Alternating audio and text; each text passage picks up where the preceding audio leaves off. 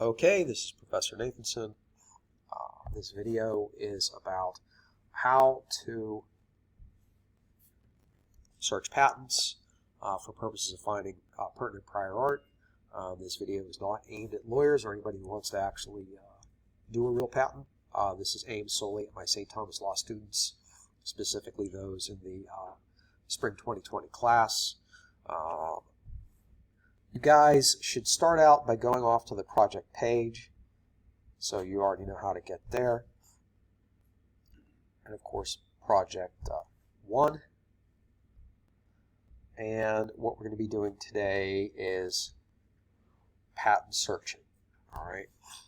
So on your computers, make sure that you are on the relevant page that says patent drafting task, patent searching. All right. Of course, the searching you should be doing is on behalf of your assigned client and your assigned invention. And I've asked you to look at the USPTO course on patent searching. You'll have to enable Adobe Flash to do that. We're not going to do that now. But if you've had any problems with viewing the video, you'll have to enable Flash. If you want to know how to do that, see me. What we're going to be doing is using the USPTO's 7-step method to searching, which means we're basically going to be generating keywords. We're going to be searching for relevant categories and subcategories in the international classifications used both by the USPTO as well as other countries.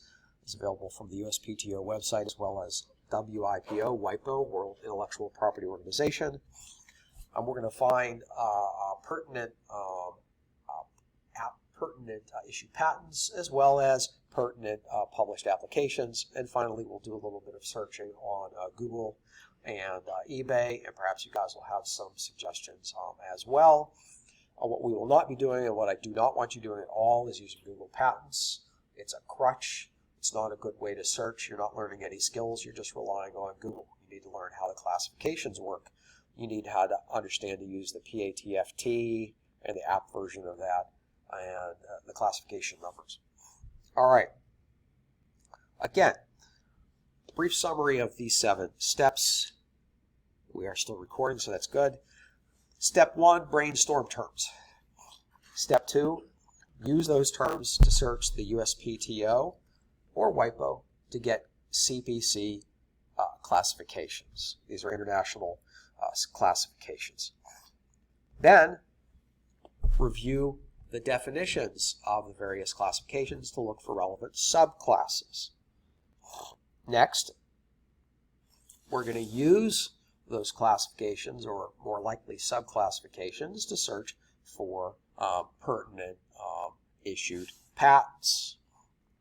After that, you're going to review relevant hits. You're going to start off by looking at the cover page, and for anything that looks pertinent under the cover page, you're going to download the full patent and save that for later and move on from there. Step 6 is you're going to do the same thing for pending U.S. applications. I'll say this now, and I'll probably say it again. When you look at applications, applications can either be things that are pending but haven't yet issued, or they could be pending and are never issued, right? Or they could be pending and later on become roll over into some sort of continuation patent application. They can also be things that have already issued. In other words, you'll find an application in the application file, and you also found the same matter as an issued patent. So you got to keep your eyes on the application numbers. Application numbers will be listed on both the application and the issued patents. So be careful not to unnecessarily duplicate. Well, after you've searched for relevant keywords, CPC classes, you've searched for and found relevant prior art in both issued and pending applications, then broaden your search. All right. Step 7 here says, under PTO, broaden your search to foreign patents. I don't want you doing that. In the real world, you do that, but I want to cabin you in some. In the real world, you might also search through the old USPC American patent classification system. You're not going to do that here either. What you can do as your final step is to look at things like Google, eBay, Amazon, to use the search skills you already have. Maybe you can refine them to find pertinent prior art for things like that are already publicly available or on sale, right? So you'll do that as well. Well, we're going to start off with me demonstrating what I've done, my own example, and with any remaining time today, we're going to brainstorm on your projects as well, all right? Because I do have in front of me, where'd it go? Hello?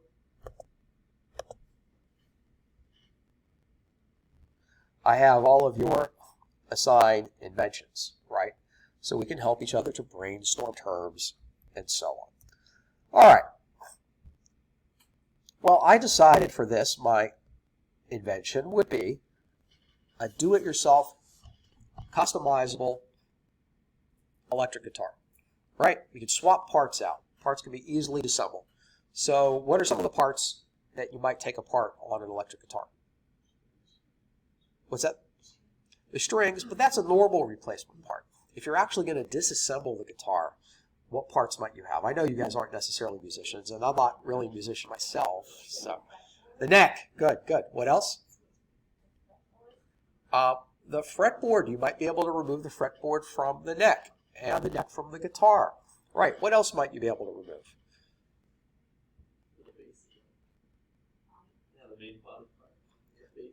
Yeah, the body. You can remove the body from the neck.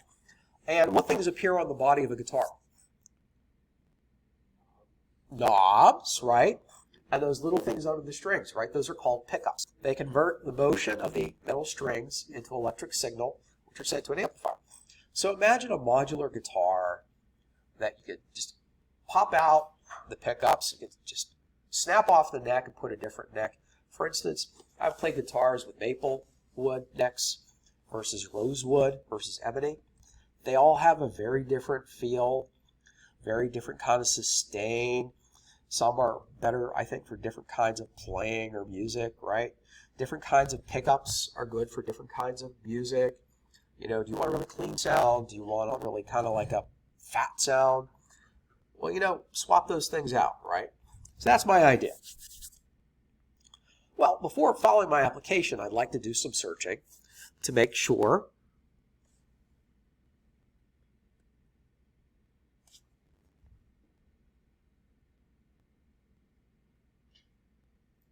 we paused, and we are back. All right, so where we left off is you want to type in CPC. That refers to the Patent Classification System. All right, the International Classification System, CPC, scheme, and then your keyword, right? I put mine in quotes. See how that works. CPC scheme, quote, electric guitar. And we hit enter, and you're going to see that there's a reference to G10H, right? Electrophonic musical instruments. G10H. I'm also going to go back and try just CPC scheme guitar. I'm going to try it without the electric. See what comes up that way.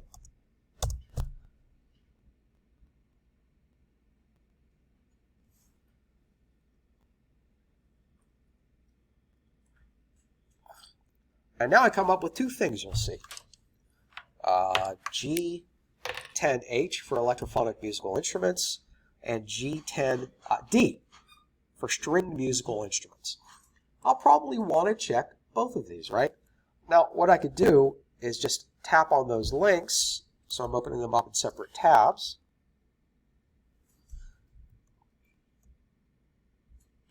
And at this point, I want you to note that you could search these schemes either through the USPTO website or through WIPO, the World Intellectual Property Organization. So here you'll see the CPC 10H, G10H, right? Have the G10D that'll take a second to pop up.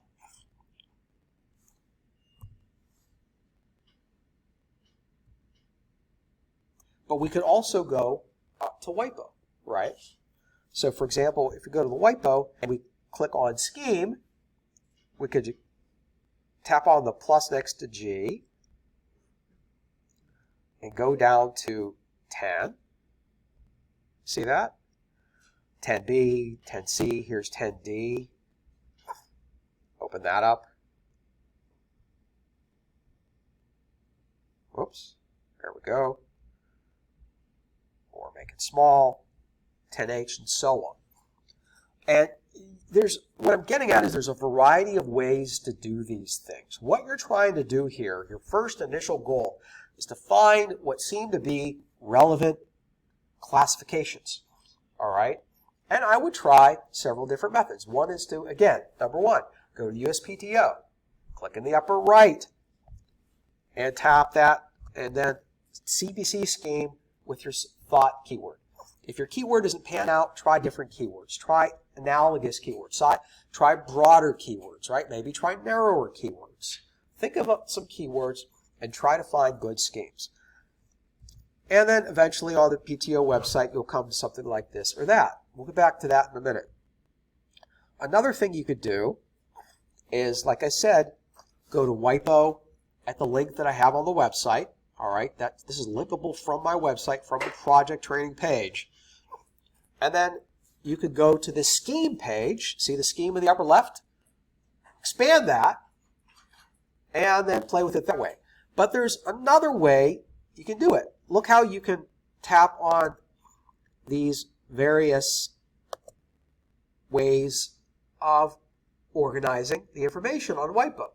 So I actually do encourage you to use both USPTO and WIPO. Now, one really kind of neat thing you can do on WIPO is if you're crapping out with your keywords, right, you might be able to find a better keyword. So if you go to the WIPO and go up to where it says catchwords, you're going to see it's A to Z. Well, how helpful is that, right? So now, obviously, I'm going to go down to G. Guitars is going to be between grenades and gyroscopes. So I'll click on that, and you'll see that it gives me absolutely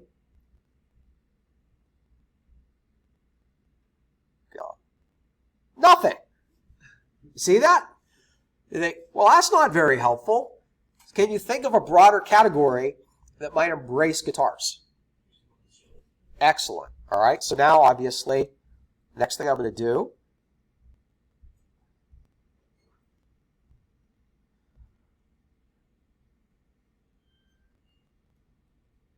reduce down grenades and gyroscopes, go down to M, go to museums, to biographs, whatever a biograph is, musical instruments. You see that? Now are we a little bit better? So what category might we have here? Bells? Maybe G10H for electrophonic musical instruments, right? Might also be G10D for other musical instruments. I would think about searching both. Keep in mind that when a patent application is filed with the PTO, the classifications are going to be selected by the PTO, I believe. Figures out what classes to put it in. An application is not necessarily put in just one classification. It might be put in others, all the ones that are applicable, right? Which means there's a certain amount of human judgment that's involved in this, right? So it may be that some pertinent prior art for my invention may be in G10D, some may be in G10H, some may be in both, some might be in other classes that we haven't even thought of yet. Now, I got to be real with you guys. I want you to search thoughtfully, but I'm not expecting you to search exhaustively, all right? Because most of your inventions may well be anticipated or obvious. I'm well aware of that. You're not graded on whether or not the inventions are anticipated and obvious. You are somewhat at the mercy of your client, the inventor. You should certainly try the best you can to invent around, draft around the pertinent prior art, but for many of you that may be impossible. You will not get dinged for that, right? But do be honest with me that if you think you're anticipated and or obvious or both, discuss why in the memo. Discuss what steps you took, if any, to try to get around it, right? What I want you to do, what I have in mind for you to do, is I don't want you to upload to me the 75 most pertinent pieces of prior art you found. Please don't do that. You're an associate. Your job is to filter, right? In the real world, it may be that there's 10 pertinent prior arts. There may be 20. There may be 50. There may be 500. I don't know. Please just pick the 3 or 4 most pertinent pieces of prior art. 3 or 4 pieces of prior art. Write that down. 3 or 4 most pertinent pieces of prior art. Include them in your uploads, right? Upload them. That's part of your file, right? Upload them. If you have like 3 patent applications, what you can do is upload them, prior art 1, prior art 2, prior art 3, right? Discuss them in your memo. I don't want you to show me that you found 75 pieces of prior art, none of which you discuss. Or you discuss them like kind of mishmash or broadly. No. Find the 3 or 4 most pertinent pieces of prior art, and please do discuss them in your memo, vis-a-vis 102 and 103. All right. So getting back to the 7th step, we found some pertinent CPC categories. Now we want to find more specific subcategories, right? So, let's play around with G10H. All right, I think that's right here. Electrophonic musical instruments. Well, you can make sure that everything is a minus. In other words, that it's all expanded. If there's a plus, then expand it. But this looks like it's all expanded. Now, you could, and maybe it's good practice to read every single word on the page. But as a starting point, I would probably Control F and then look for relevant words. Because a lot of the stuff here seems to be not particularly pertinent to what I've invented, right? Circuits for establishing the harmonic content of tones, right? I know that sounds like a guitar pickup, but, selecting circuits, nah. So let's do a little bit more broad. I'm going to type in guitar, Control F, and then type in guitar, and see what we can come up with. You see, the first place it took me was G10H 1342. All right.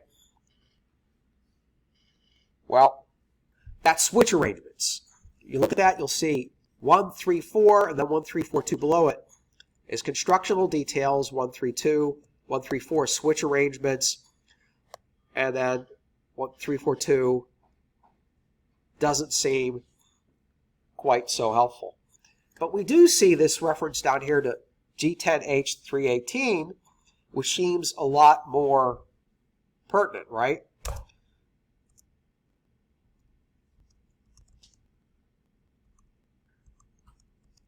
So here I'm going through all of the guitar stuff.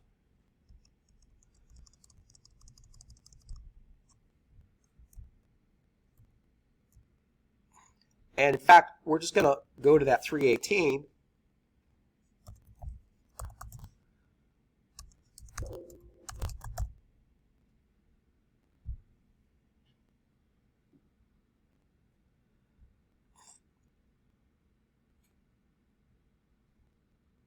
And look how you can navigate back. G10H318 says using a string, e.g. electrical guitar. You see that? G10H318 says using a string, e.g. electrical guitar. But you see how there's the leaders before it, the ...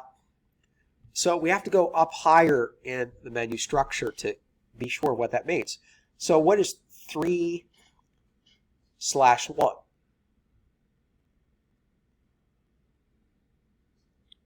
Here we go. G10H3/00 is instruments in which tones are generated by electromechanical means. You see that?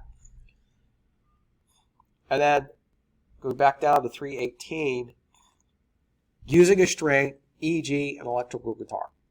So now we have one really good category. It seems like it's going to be really pertinent. G10H 3/18. All right, that's for the guitar. But also note that there's a cross-reference to something in that other category we were interested in, G10D 1085. So I'm going to click on that and take a look at that. Oh, can't do that, but here. We'll write this down, G10D 1/085. And I believe we actually did open G10. I'm going to search down to 1085. G10D 1085, mechanical design of electrical. But going up to the higher category, we see it's general design of stringed musical instruments, ... mechanical design of electrical guitars. That seems like it's pretty darn pertinent as well, doesn't it? So now we have two categories. You could search them separately. You could search them together. But now what we need to do is go to the USPTO website and use the PATFT and the application version of that to do some searching. All right. So go back to the USPTO website, the main USPTO page, in the upper right-hand corner where it says Find It Fast, tap on Patents, and you're going to see the very first link is PATFT and AppFT. These are FT, full text searching of patents, issued patents, and applications, published applications. And again, the stuff in the applications database could be stuff that's not yet an issued patent, right? Or is a precursor to a continuation patent, or something that was applied for and abandoned, so it was never patented, or something in the application database could be something that actually has its issued and is also found in the PATFT file. So just keep your eyes open for that. Well, right now what we're going to do is just start off with the PATFT database. So we go there. Give it a second. There we go. Alrighty. Now there's a variety of ways to search here. First thing I always want you to do in the patent database is change it from 1976 to present to 1790 to present. The stuff from 1790 to 1970, I guess 5, you can see the patents, but it's got a little bit less information, but you can see the full actually scanned document. There's a lot more information for stuff starting 1976 and on. Well, what we're going to do is go to current CPC classification, change that, and we're going to type in classification. So here I'm going to try G10H318. Now you'll note what I did here is I eliminated the space, but kept any slash, all right? So any slashes that exist in the CPC classification, keep those, but eliminate any spaces. And for the drop-down, I changed that to current CPC classification. So right now, all I want to know is how many issued patents are in that classification. I think that was for electromagnetic guitars, right? All right. 374 issued patents going back to 1790. Do you think that you should search through 390 issued patents? No, I don't either. All right. So let's think about how we can do this better. So click on Home in the result. All right. And actually what I want you to do is structured search. Try the advanced search, because you'll learn that you have a lot more power here. And here you'll see all the various fields you can use to search to kind of narrow things down. And you know, searching is kind of as much art as it is science, right? To narrow things down, you're going to have to narrow your search, maybe add more parameters, use Boolean operators like add, and you'll make your search more targeted, but of course, it might be under-inclusive, right? So you try a variety of things. This is your first time do it. So just be thoughtful about it, right? So one nice thing about this is for the various things, if you tap on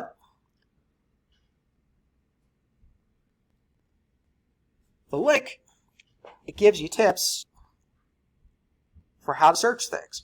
So it'll tell you the templates, the kind of syntax you ought to use. All right, but I'm going to go back. What I'm going to do is let's see if we can refine this. There we go. Now I'm going to type, this is your basic template that you could use to create your own, right?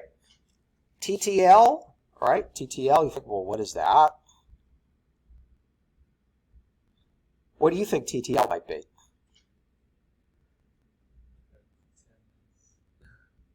Say it out loud. The title. Title, right? Yeah, right? Title. But you can search by patent. You can search by title. See that? Abstract, claims. You can search in the specification. So you have all kinds of ways to narrow things down.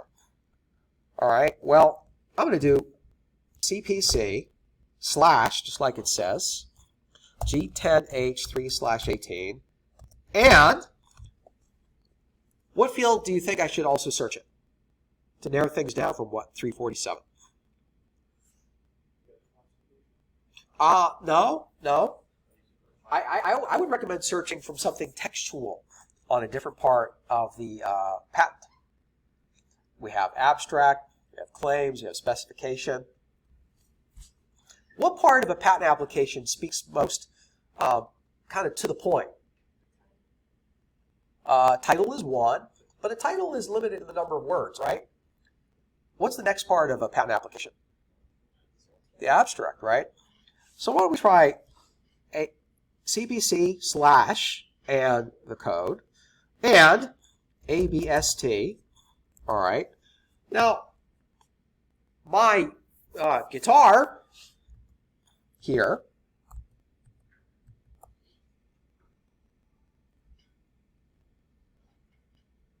works, right? I mean, another word I might use here is modular, right? So always think of synonyms. But I'm thinking, you know, electric guitar, modular. So let's start using those to narrow things down. See where we get with that. So CPC G10H3/18 and ABST / quote electric guitar. Search.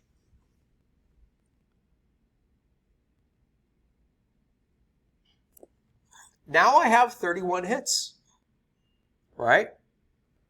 What would happen if I changed it to guitar? That would probably have more hits than 31 because guitar is broader than electric guitar. So see what that does. 96 hits, right? So let's leave it as guitar and add another abstract. ABST, all right? Interchangeable. How many hits does that get us? Whoop-de-doo. None. But interchangeable, how many different ways do you have to say that word? Interchanging, interchanges. What if we could truncate a word and use a wildcard, right? So well, here we use a $sign. So I'm going to stop it as interchang with a $sign and see what that does.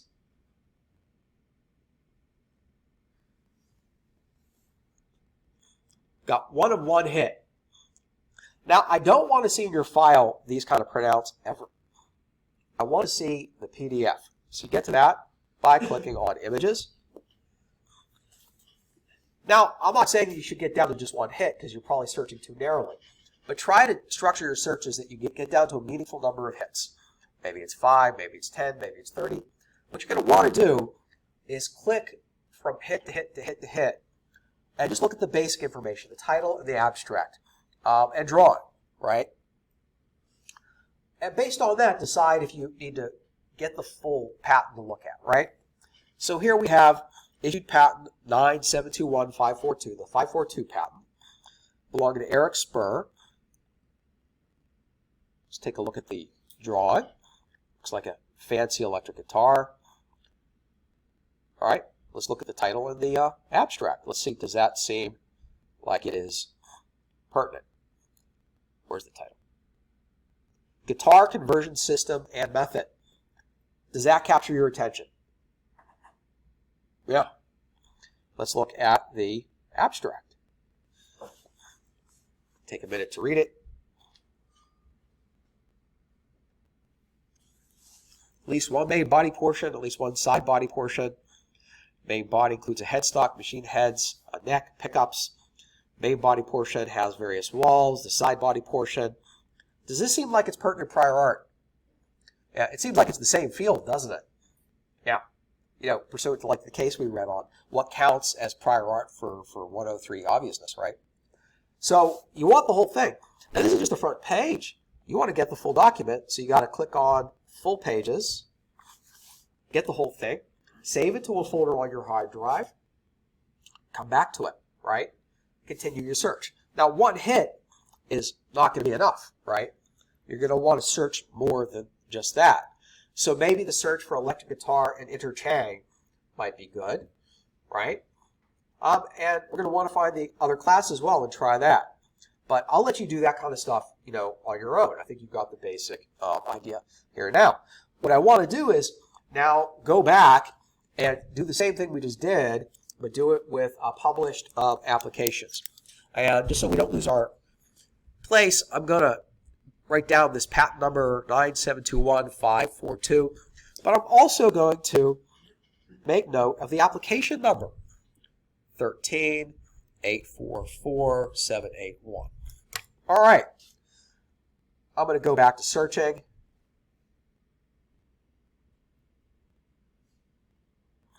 That search link near the top. Actually, I think that takes back to not what we want. So let's get ourselves back to not trademarks, patents. Yeah. Oh, well, the dollar sign is the way to do a wildcard. Search engines, what's normally considered to be the universal wildcard? Some sites use that. Some use asterisk. Yeah, the asterisk. But here it's the dollar sign. Yeah, and you truncate at the end of a word. So, for instance, manageable could be manageable, managing, manager. If you want to find all things that start with M-A-N-A-G, we do M-A-N-A-G dollar sign. And then that will search that text of whatever parameter, be it title, abstract, specification, claims, for all instances of any word that starts with M-A-N-A-G, right? M-A-N-A-G dollar sign. Now we're back on the main page. Again, we click on patents. Now we're going to go to APPFT. We're going to search the applications.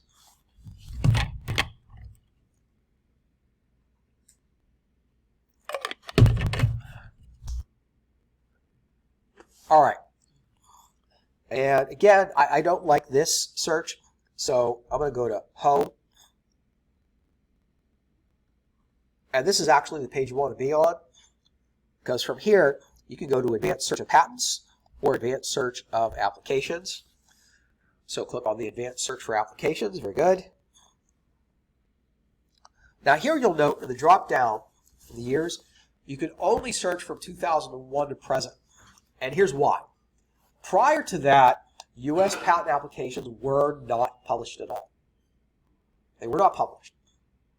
I don't know if there are any exceptions to that, but to my knowledge, not published at all. After that, the United States joined the international norm. Most patent applications are published 18 months after they're filed. Most applications are published 18 months after they're filed.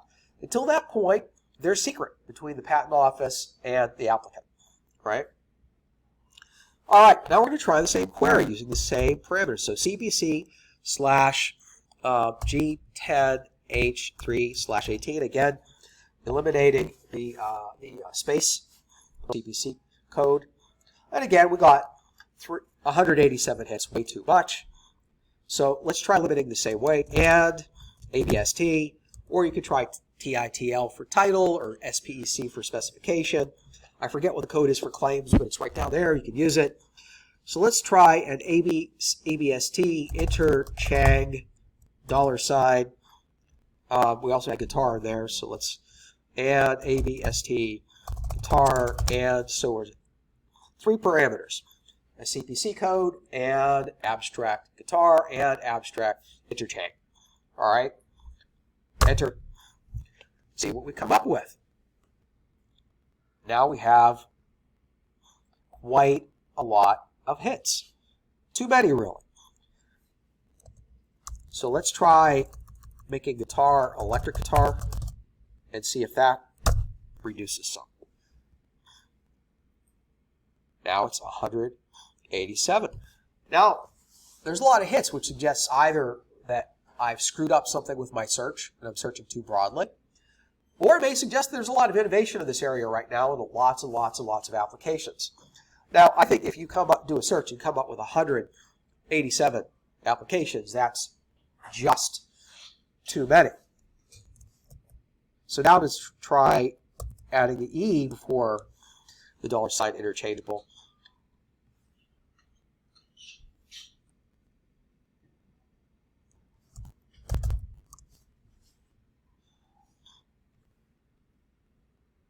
Isn't that wild?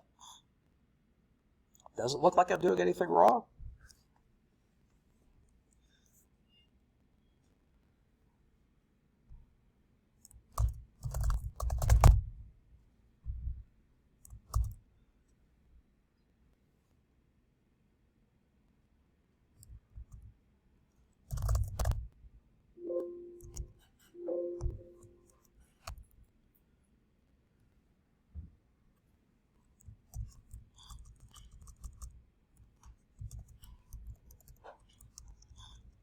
See if there's anything I can change that fixes this. Oh.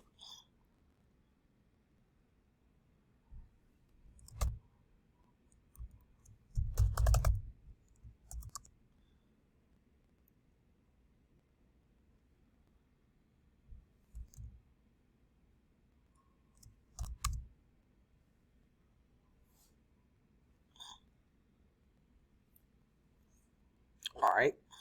I think I've identified what my problem is. For some reason, adding abstract didn't limit it, so let's see if we can fix this.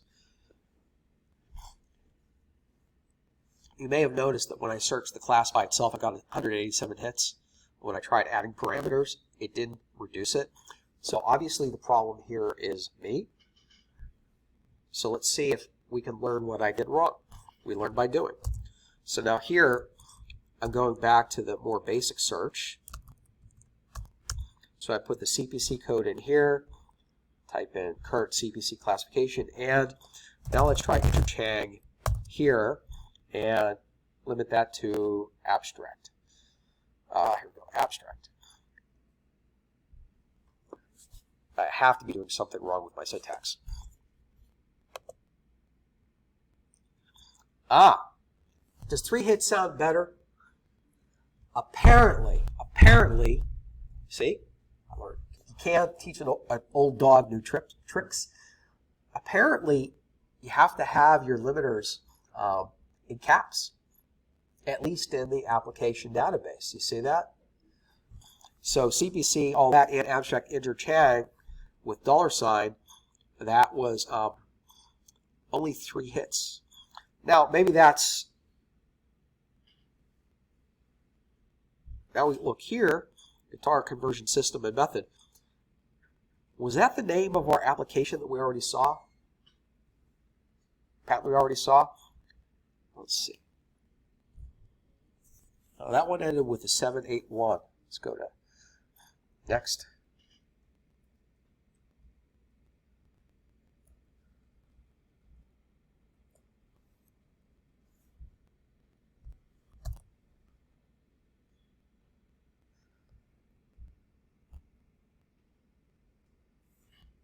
Yep, this is it. You see that? Application number for the patent that issued was 13844,781. And that was one of the hits that showed up in the application database because it was a published application that also led to an issued patent. But we've also found which appear to be earlier filed. See that? 2015 and 2014 by the numbers on the left, 1, 2, 3. Number 2 is 2015, 00595560. Now, it may be that these applications are still pending. Sometimes they do take more than 3 years. It may be that these applications have been continued in full or in part with a subsequently filed application trying to claim the earlier filing date in a new application. It may be that these applications were refused or abandoned. I don't know, right? We'd have to do more poking. But we have these 2 additional pieces of prior art, which, by the way, they count as prior art. Prior art doesn't have to be, as you know, doesn't have to be an issued patent. Prior art could be something that's sold, like on Google. It could be something sold on eBay. It could be something that's publicly used. It could be a filed but abandoned patent application. It could be a filed but pending patent application. It could be an article, as long as, for 102, that one piece of prior art anticipates, which includes enabling, all elements of the claimed invention, right? For 103, you don't have to have all elements. What you do with 103 is you look at pertinent prior art and ask whether that pertinent prior art in isolation or combined with other stuff, renders the claimed invention obvious. Right? So basically this project here is now asking you to take all the stuff you've learned all semester long and apply it in the context of this patent you're trying to draft for your client. And here we go. Is this one pertinent? An electric guitar with interchangeable electromagnetic pickups with a perforated cavity. Does that seem relevant? Kind of does, doesn't it? All right. So what have we done so far? Let's review a little bit. Number 1, we brainstormed terms. Number 2, we got generated CPC classifications, main classifications. Here it was G10H and G10D. Then review CPC classifications to get subclasses, right? Because otherwise your search might be too broad. Now, if you find a good subclass and you're getting very few hits, maybe you want to go up to the broader classification, right? This will just depend on how your searching works out for you. But get your relevant classifications and subclasses. And then step 4, get issued patents. Step 5, you're going to have to do that in-depth review of the relevant hits. So, you might end up looking at 50, 60 patents and applications, but maybe of those, only 10 are arguably pertinent. And even of that, I just want you to pick the 3 or 4 most relevant, right? Print them out, use them, work with them. Step 5 is to do the same thing for pending U.S. applications. We did that as well, but keeping in mind, don't double up, right? I suppose technically there could be something in an application that's different than what's in the issued patent, because you can amend and change claims before it issues. You can't change the specification. But for purposes of this project, I'd avoid doubling up because you're limited to those 3 or 4 pieces of prior art. All right. Then step 7, USPTO would have you look at the USPC systems, look at foreign patents, which all counts as prior art, right? Don't go there. Let's just limit ourselves to the basic U.S. searching. Now here, of course, we'd also in that last step want to go to Google, maybe, and search and see what else we can find. So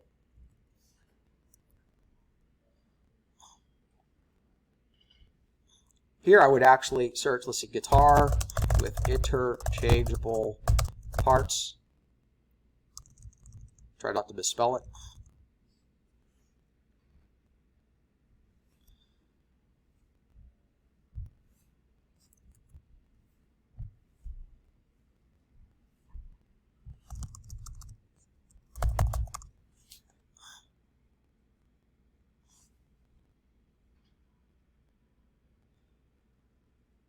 So here we have a reference to the Somnium guitar, the Messy guitar.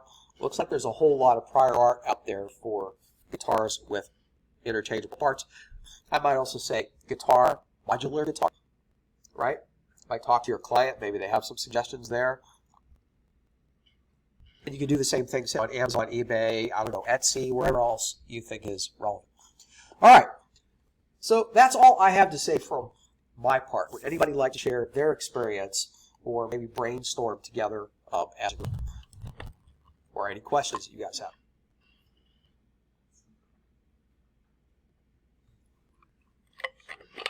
Okay, Brett. I have a question. Oh,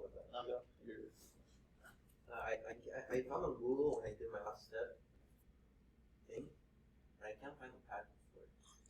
Does it say on Google, for the thing you found on Google, does it say it's patented? I didn't check. I just assumed it was.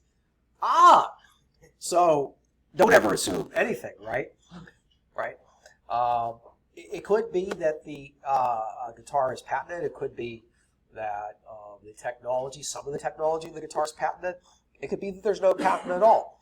Maybe there's so much overlapping old innovation in this area that there's not much that's non-obvious to patent. Maybe the patentability doesn't come in the guitar at all.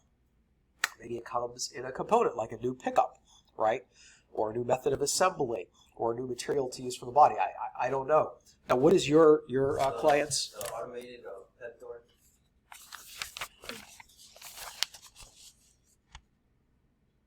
The doggy doo-doo. An automated door that allows a pet to go outdoors, made of vinyl. So you said you searched, well, Google. Yeah. All right. So what search did you do? Automatic dog door, pet door. There's so many, so cute. All right. Let's try to find the one that you found. I wanted to. All right. Automatic or automated? I was just put motion sensor, pet doors, everything.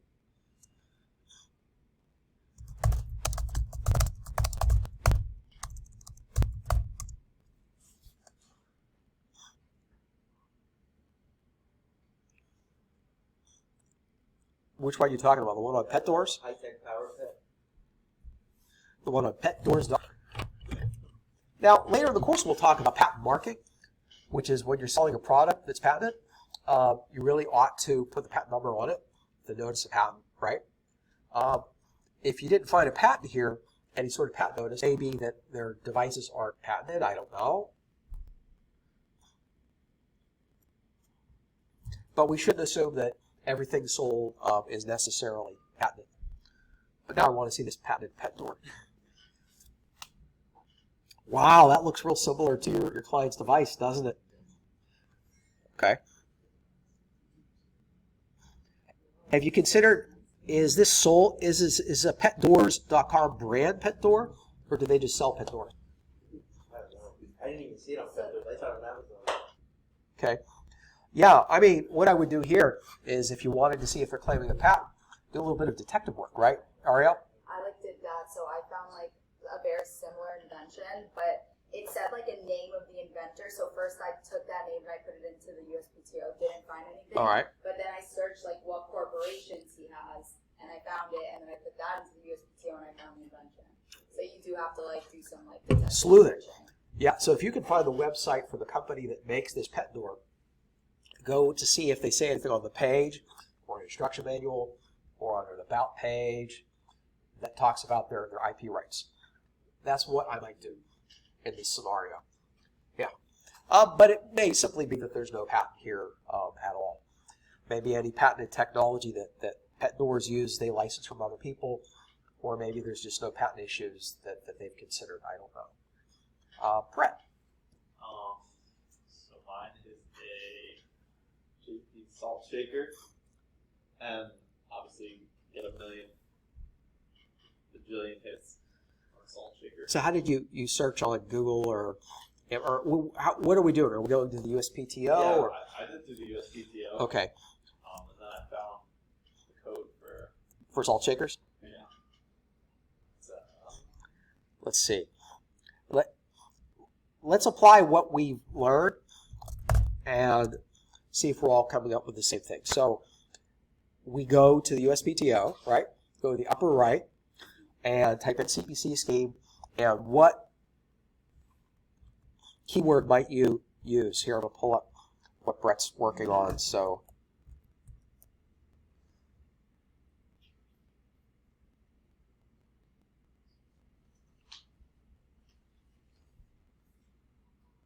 here we go. Salt shaker, right? So what should we put in that upper right-hand column? CPC scheme. That's all stuff here. Yeah. Sometimes there's no point in thinking stuff. All right.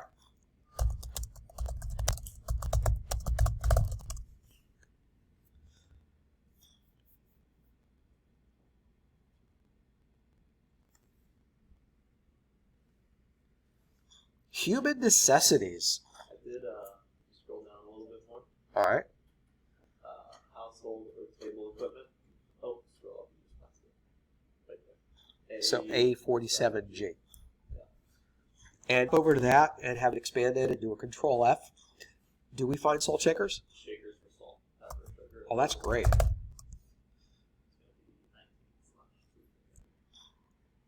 Pretty awesome, huh? I'm assuming there's a lot of prior art out there. Yeah. So were you successfully able to narrow that prior number of hits? Sort of.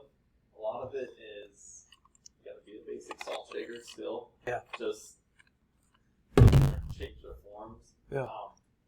And JP's invention was to use different types of stones to, I believe, make the salt bigger or smaller. So I don't think there was stuff out there like that. There are holes that more salt and less salt can go through, but not specifically the size of the salt. Did you try? How might you, if you just see a bunch of salt shakers, how might you try to narrow the search? So how, if you just search class A47G 1924, how many hits? A lot. Hundreds, thousands?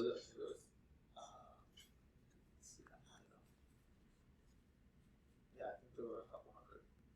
Okay. How might you narrow this? Let's go back to the...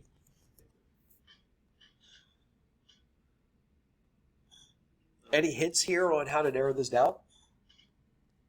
You look up at the screen.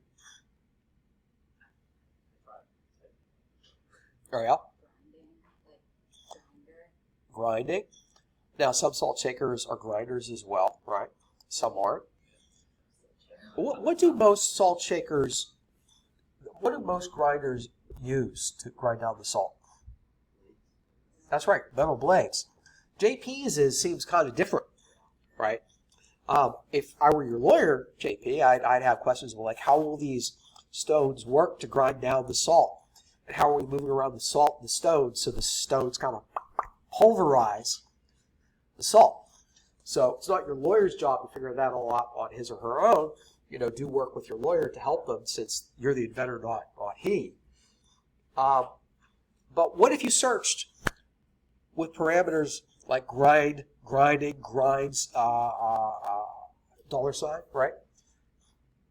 But also things like stones, rocks. I wonder if that would get us anything. I actually don't know. But you might want to consider some of those things.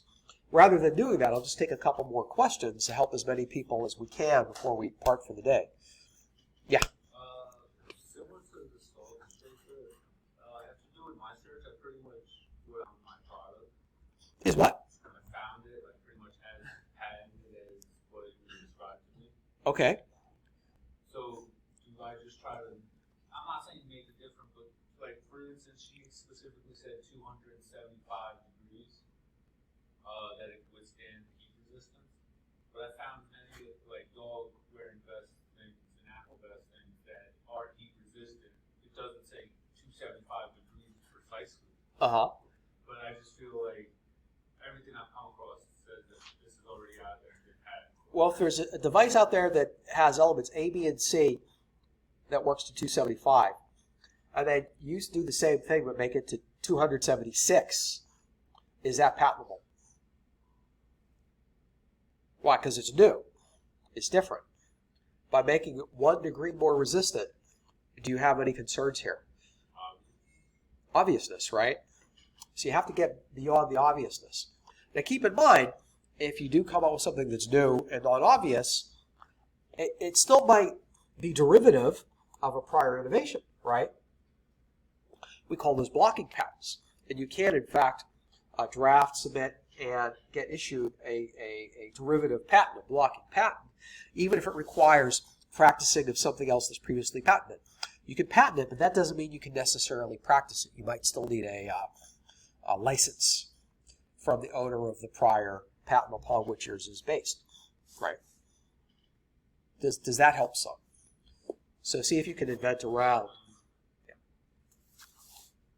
Other questions? All right, then. I will stop it there.